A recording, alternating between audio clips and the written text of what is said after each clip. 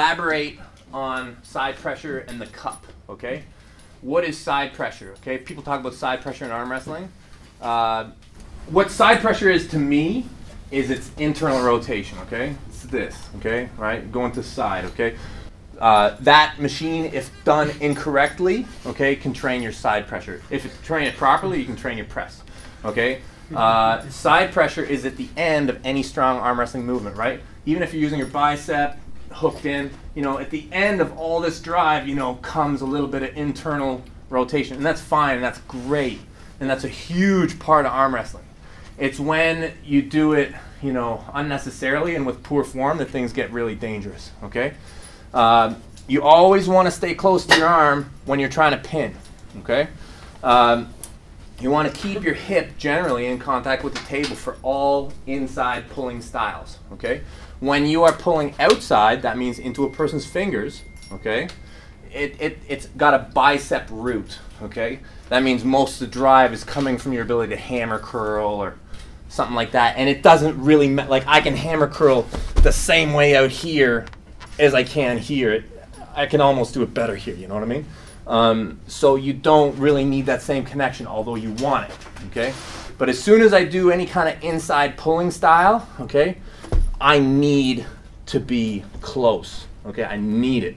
If I'm out here trying to do any kind of, you know, internal stabilization finish, the danger for the move will go higher and higher and higher the further my elbow is away from my body and the more my elbow is open. If I try to do any kind of inside finish this way, very dangerous, very dangerous. So always stay connected for inside pulling styles. When I think of my cup, okay, what is the root of the cup? Like, you know how I said for all outside styles, the root is the bicep.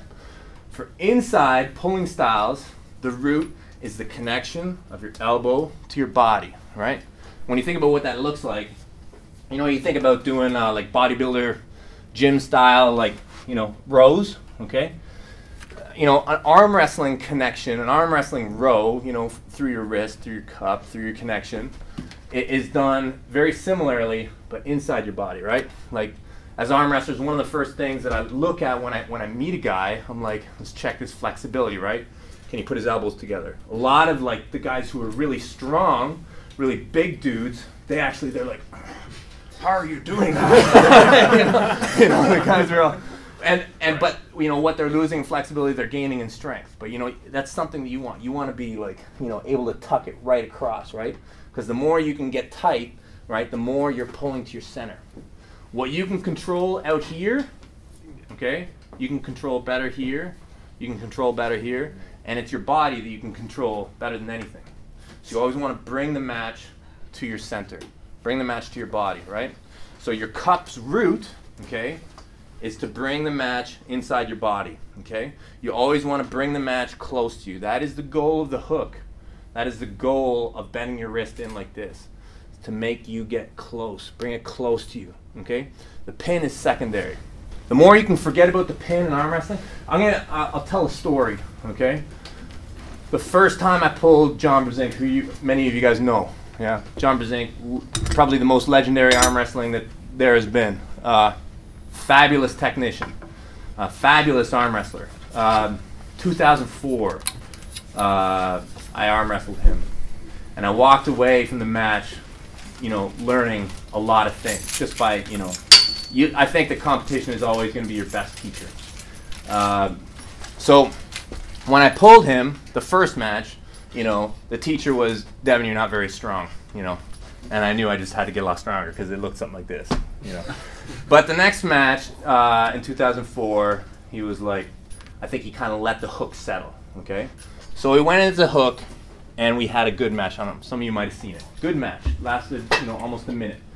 And what I did in that match, what John did right and what I did wrong. What I did wrong is I saw the pin line, okay?